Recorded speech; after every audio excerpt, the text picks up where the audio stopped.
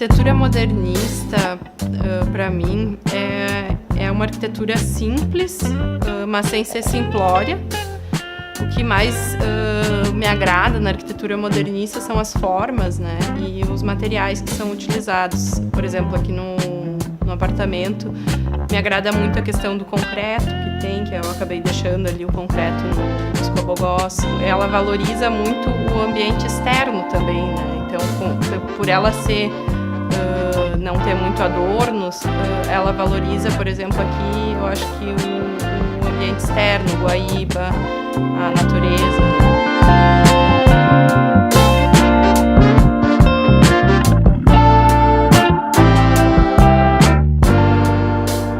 História que começou lá em São Paulo. Fazia um tempo que eu estava procurando apartamento já e eu não tinha como foco apartamento modernista. Na verdade, eu sempre gostei muito de arquitetura e ao longo dos anos, apesar de não ser a minha profissão, eu fui estudando mais e fui vendo o que me agradava na arquitetura e acabou que eu indo de encontro à arquitetura modernista. Quando eu estava lá em São Paulo, eu fui num restaurante que é o Ster Rooftop, que é do Olivier Anquier. E lendo o cardápio, contava toda a história. Logo na fachada eu já me apaixonei. Eu entrei e parecia que eu estava em outra época. E aí, lendo o cardápio, ele contava a história do Ster, que é um apartamento modernista, um prédio modernista de São Paulo. E aí contava dos grandes intelectuais que conviveram naquela época, naquele apartamento, naquele prédio, de Cavalcante, entre outros, e eu me apaixonei, assim, era a casa deles, segundo o que eu li, e ele transformou num restaurante. Quando eu voltei daquele final de semana de São Paulo, eu falei, é isso. Daí eu mudei todo o meu foco. Eu disse, eu quero um apartamento modernista em Porto Alegre. Procurei todos os que tinham, li mestrado de arquitetura para encontrar. E aí acabei visitando quase todos os exemplares antes de escolher pelo Santa Tecla. E aí fui estudando um pouco mais da arquitetura modernista, mas não era o meu foco no início, assim. Então, a gente não tem tantos exemplares, eu não sou especialista, mas eu acho que a gente não tem tantos exemplares quanto São Paulo, né? Mas eu acabei procurando, então, alguns prédios, né? O Santa Cruz, o Esplanada, o Cerro Largo, o Santa Tecla. Todos eles, então, têm uma localização privilegiada, ao meu ver, né? Centro histórico, às vezes mais Moinhos. Eles têm um espaço muito bom para... Agora, eu acho que a forma de a gente conviver com a casa, principalmente depois da pandemia, acabou se reformulando, né? Então, essa coisa de interagir dentro do apartamento, né? Ter esse espaço, acho que os apartamentos modernistas e cinquentenários, eles têm um espaço muito bom. Pé direito alto, janelas grandes, a maioria deles tem vista, né, para o Guaíba, que foi uma coisa que a gente gostou muito.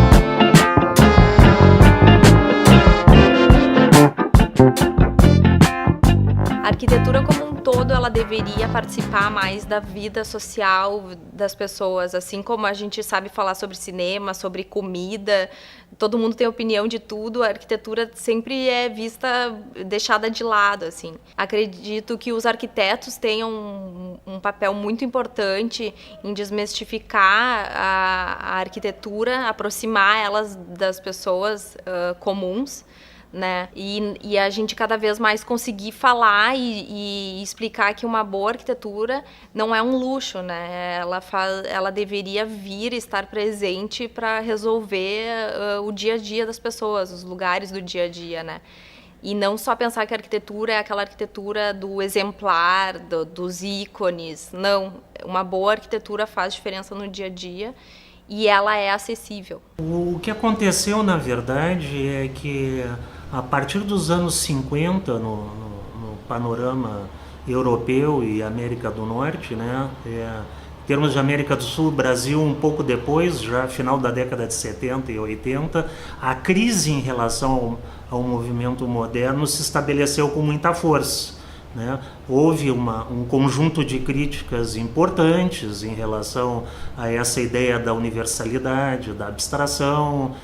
Muitos críticos passaram a argumentar que, ao se desconectar do contexto e da tradição histórica, a arquitetura perdeu significado, perdeu relações com a cultura local, pasteurizou excessivamente, né, a forma de fazer arquitetura no mundo inteiro, e em parte com razão, eu acho que...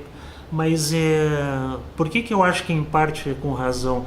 Porque a evolução é assim. A evolução é um rio que serpenteia para frente. Todos os movimentos artísticos, culturais, tecnológicos, etc., eles precisam, às vezes, ir num certo extremo para poder equilibrar a equação, né, e depois voltar. Então é verdade que o movimento moderno, principalmente o estilo internacional, que acabou sendo incorporado pelo poder econômico e passou a ser construído em todas as capitais do mundo como sede de incorporações, etc. Numa época que não existia o problema de crise de energia, o petróleo era farto, tá, e tal.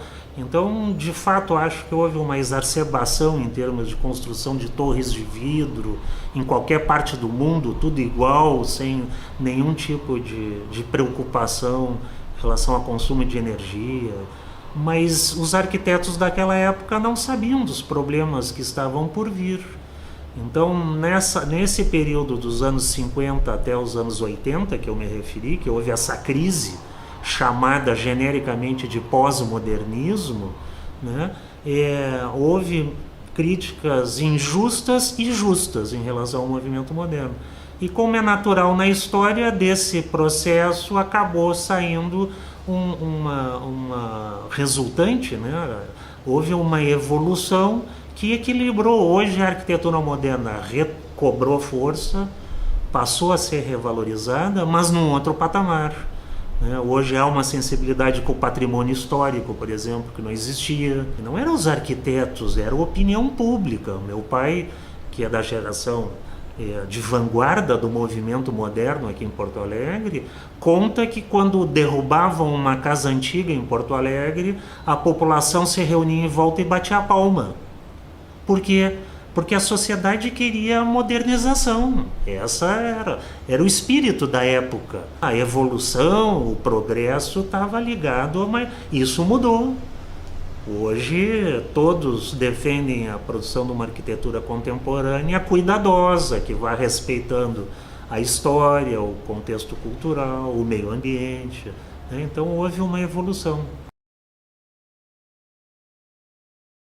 Os edifícios modernos de Porto Alegre, como o Faial, o Santa Tecla, Santa Cruz, eles vão trazer um diferencial tanto do apartamento, né, com peças amplas, bem distribuídas, controle de luz e ventilação, quanto a questão própria da posição na cidade.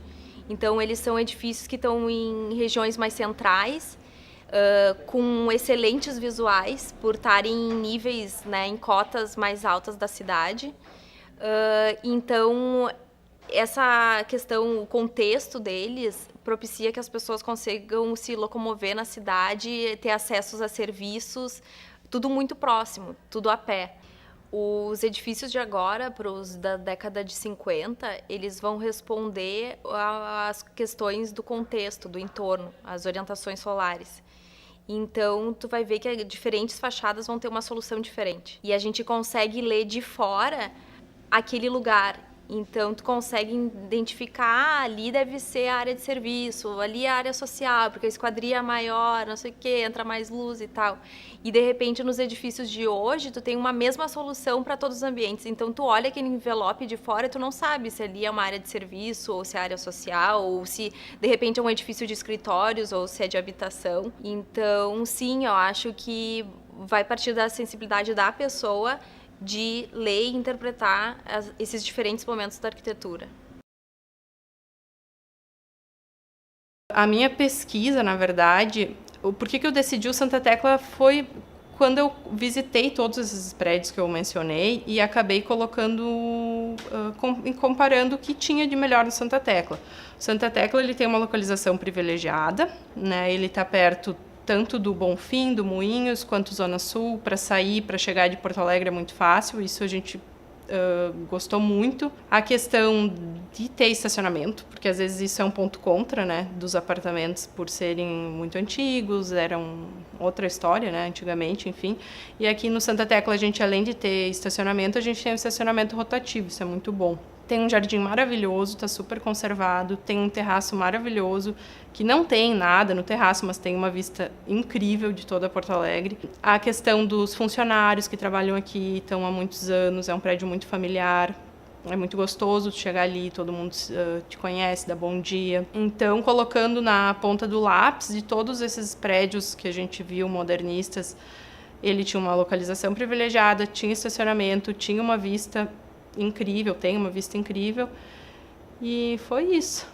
Então a retomada da arquitetura moderna não é só uma questão, eu acho que esse é o ponto em relação à tua pergunta do minimalismo, porque a retomada da arquitetura moderna não é só um problema estilístico, que é como a maioria das pessoas, né, a opinião pública tende a encarar, que é uma questão de estilo. Não é, é mais do que isso. É uma forma de enxergar a maneira de viver, a maneira de construir, de encarar os recursos, de organizar o espaço dentro de uma condição racionalizada, né, dentro de uma condição contemporânea, né, que se reflete formalmente. Que na arquitetura ganha possibilidades relativamente rápidas, e na escala urbana até hoje ainda não se, fora algumas exceções como Brasília, Chandigarh na Índia, né, e alguns bairros de algumas cidades, o urbanismo moderno até hoje não adquiriu a sua maturidade, né, ele ainda está em evolução. A pessoa que vai procurar um apartamento da década de 50 para morar, ela deve ter um mínimo de sensibilidade e cultura a respeito da arquitetura. Muitas vezes ela não tem e ela vai visitar um amigo, e ao chegar no apartamento do amigo que mora nesse apartamento modernista, ela vai ter um sentimento diferente, e aí ela vai ver que aquele apartamento é diferente, que as condições são diferentes, e muitas vezes dali parte a vontade, então, de também ter, né, de também morar naquele tipo de apartamento. O Rio Grande do Sul sempre foi um território de evolução histórica diferenciada do resto do país, né? Porque a nossa colonização, o desenvolvimento social, econômico, cultural se deu no centro do país, primeiro no Nordeste, depois centro do país, né? O Rio de Janeiro passou a ser capital federal, depois São Paulo capital econômica, e o sul do país sempre foi uma terra de disputa, né? Nós tivemos aqui uma condição de fronteira, já fomos da coroa espanhola, voltamos para a coroa portuguesa, depois veio o período jesuítico, enfim. A civilização, entre aspas, aqui se estabeleceu pelo menos 200 anos depois do centro do país. Isso faz diferença. E num momento onde toda a geopolítica, toda a estrutura econômica do país já estava consolidada com suas capitais, as suas lideranças, o centro do poder já estava definido. Então nós, historicamente, somos província. Historicamente somos província e essa é a nossa condição. Portanto, todos os movimentos aqui chegam com algum delay, com algum retardo e com algum filtro, né? O movimento moderno também não foi diferente, né? Quando se iniciaram as primeiras manifestações de arquitetura moderna, que já nos anos 40, né, o curso de arquitetura foi surgir só no início da década de 50. Né? Não é a arquitetura moderna que surgiu, é o curso de arquitetura, ou seja, antes da década de 50 não tinha a profissão de arquiteto aqui, tinha alguns estrangeiros de outros estados. Então, quando aconteceu isso, a arquitetura moderna no centro do país já era uma arquitetura que simbolizava um desejo de imagem de nação, né? Já haviam políticos como Juscelino Kubitschek que enxergava na arquitetura e no urbanismo moderno uma imagem importante de uma nação evoluída, né? E aqui no Sul nós ainda estávamos engatinhando.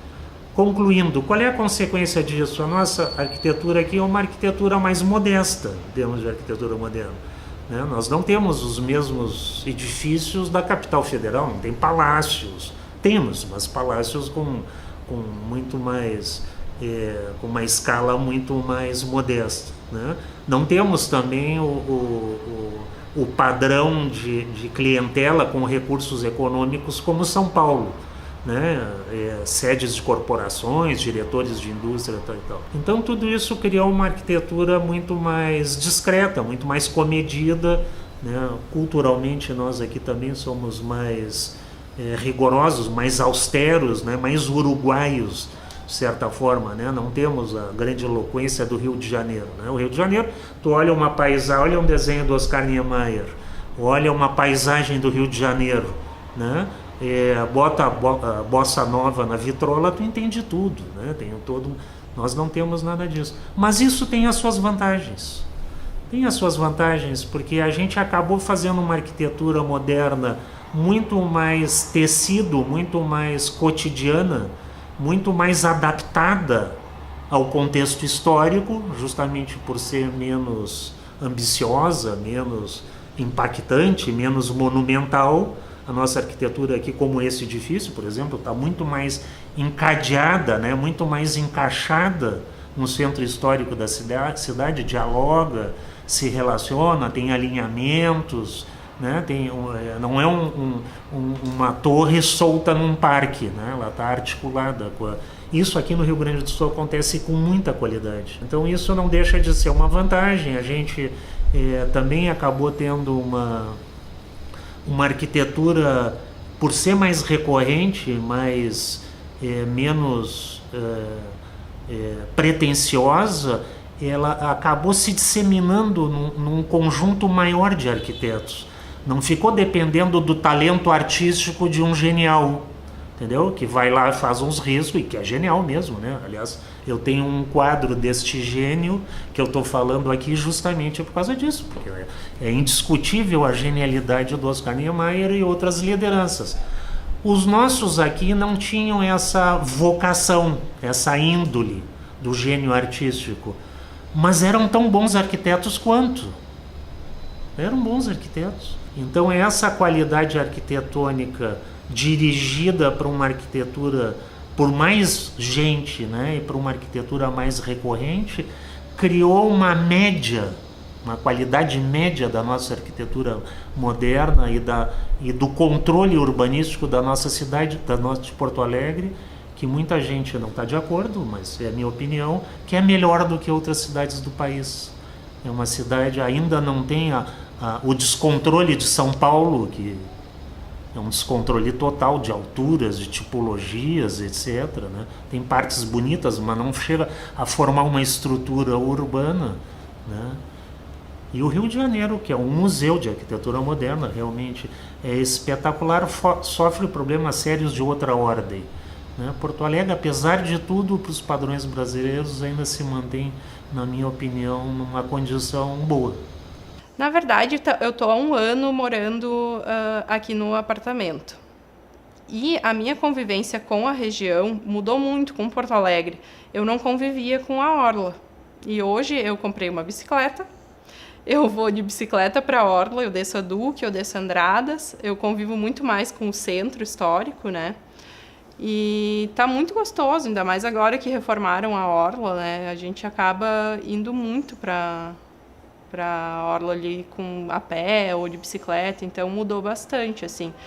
E, ao mesmo tempo, as regiões que eu convivo aqui acabam sendo muito perto. Moinhos, Bonfim, eu trabalho na Zona Sul ou fora de Porto Alegre, fica muito fácil, assim.